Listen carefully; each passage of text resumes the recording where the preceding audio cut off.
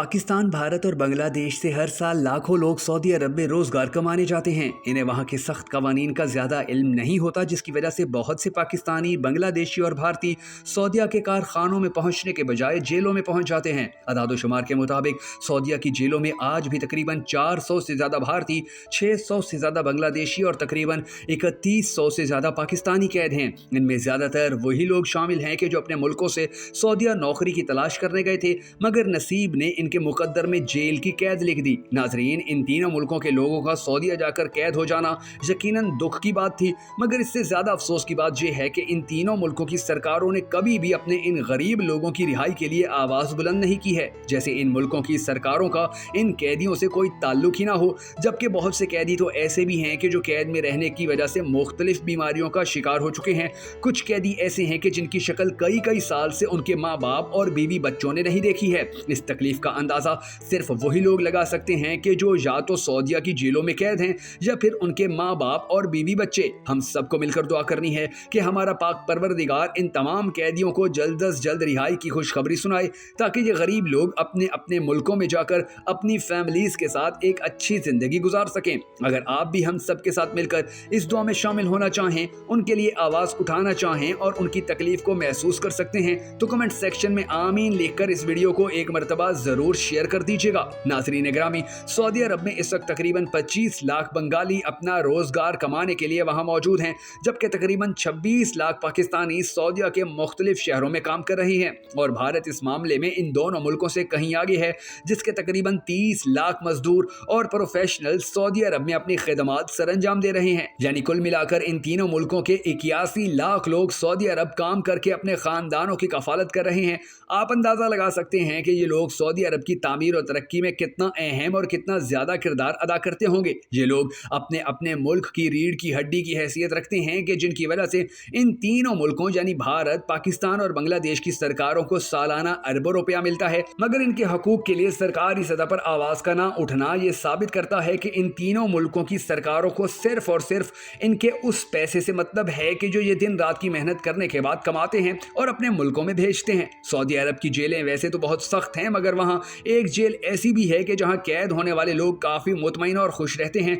मसलन सऊदी अरब के मशरकी रीजन की जेल सऊदी अरब की 5वीं मरकजी जेल है। इसमें 950 से 1000 तक कैदी मौजूद हैं और इनमें 14 खवातीन भी शामिल हैं। इस जेल में कैद 95% सऊदी शहरी, जबकि 5% का ताल्लुक मुख्तलिफ दीगर ममालिक से है। सिर्फ दमाम, रियाज, कसीम, असीर और जद्दा में कायम जेलों में 5000 कैदी मौजूद हैं।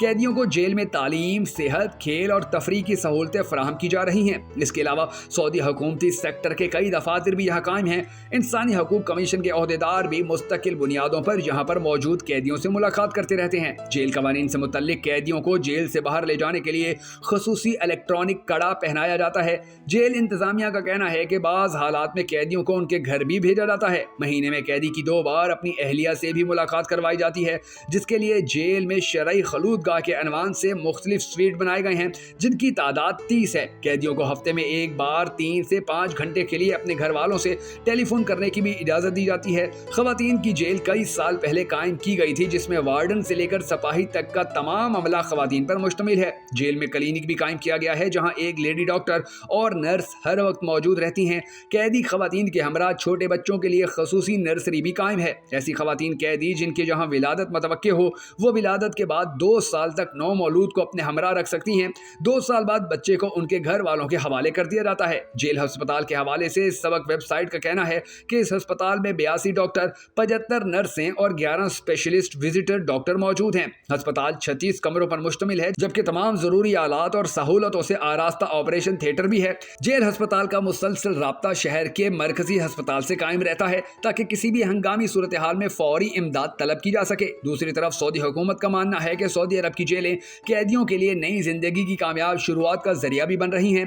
कैदी जेलों में तालीम के साथ तजर्बा भी हासिल कर रहे हैं और मुख्तलिफ हुनर भी सीख रहे हैं। उनका स्लोगन है कि जेलें बंद गली नहीं। कुछ अर्सा पहले अल सऊदिया चैनल ने दोराहे के उन्वान से प्रोग्राम में सऊदी जेलों के कैदियों की कामयाबी की सबक आमोज कहानियां भी पेश की थी। जेलों में कई कैदियों की जिंदगी तालीम और तरबियत हासिल करने के बाद तब्दील हो गई है।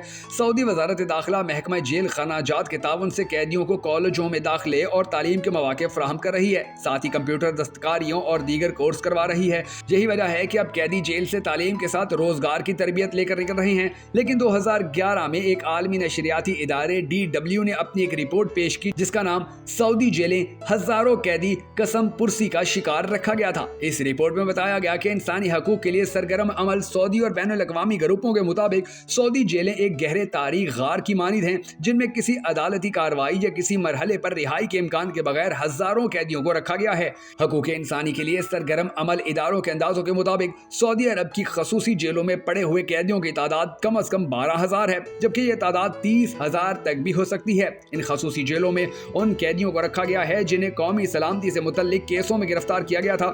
سعودی عرب میں انسانی حقوق کے لیے سرگرم ادارے ہیومن رائٹس فرسٹ کے سربراہ ابراہیم المکاتیب کے اندازوں کے مطابق سعودی جیلوں میں قومی سلامتی سے جڑے کیسز میں گرفتار کیے گئے قیدیوں کی تعداد 12 سے لے کر 15,000 تک ہے۔ اس کے برعکس سعودی وزارت داخلہ کا کہنا تھا کہ عسکریت پسندی سے جڑے کیسز میں اس نے 5,696 افراد کو حراست میں لے رکھا ہے، جن میں سے 5,000 سے زیادہ افراد کو عدالتوں میں بھی پیش کیا جا چکا ہے۔ سعودی وزارت داخلہ کے ترجمان منصور ترکی نے زور دے کر یہ بھی کہا تھا کہ ملک میں ایک بھی سیاسی قیدی نہیں ہے۔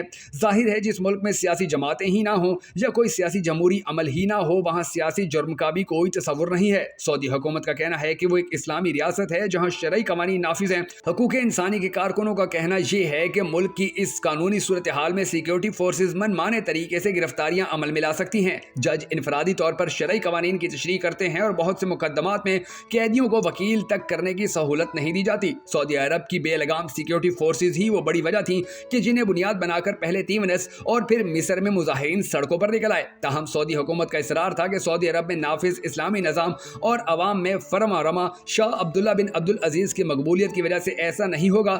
لندن میں قائم تنظیم ایمنسٹی انٹرنیشنل کا اندازہ ہے کہ سعودی عرب کی جیلوں میں بڑے ہوئے قیدیوں کی تعداد ہزاروں میں ہے، جن میں سے کچھ کو حکومتی اداروں پر تنقید کی پاداش میں اور دیگر کو سلامتی کی وجوہات کی بنا پر گرفتار کیا گیا۔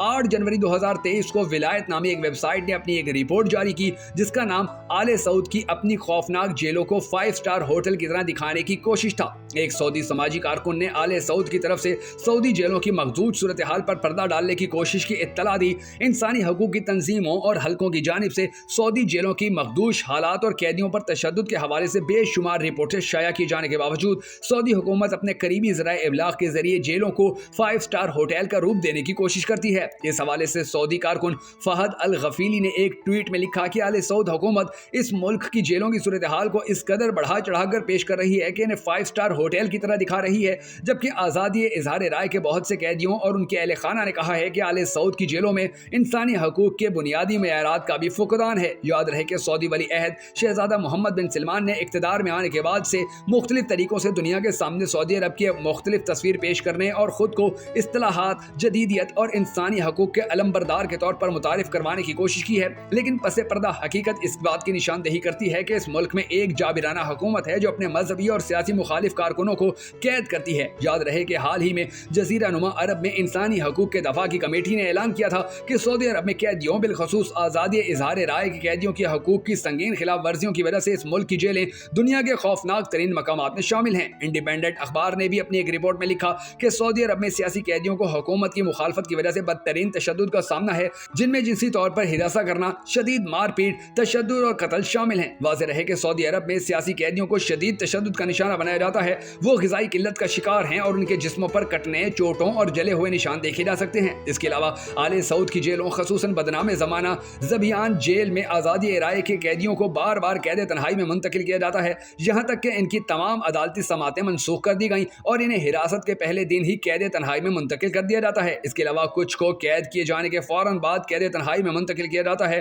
جو آل سعود کی جیلوں میں قیدیوں کے حقوق کی خلاف ورزی ہے۔ سعودی حکومت کی جیلیں زندوں کا قبرستان بن چکی ہیں اور ان جیلوں میں تشدد، طبعی غفلت اور ناروا سلوک آل سعود حکومت کی پالیسیوں میں شامل ہیں۔ سعودی عرب میں شدید خبری بائیکاٹ کے باوجود سعودی حراستی مراکز میں سیاسی قیدیوں کی تعداد کے حوالے سے مختلف اعداد و شمار ہیں۔ تازہ ترین اعداد و شمار کے مطابق اس وقت سعودی عرب میں ہر شعبہ زندگی سے تعلق رکھنے والے 2,613 سیاسی قیدی موجود ہیں۔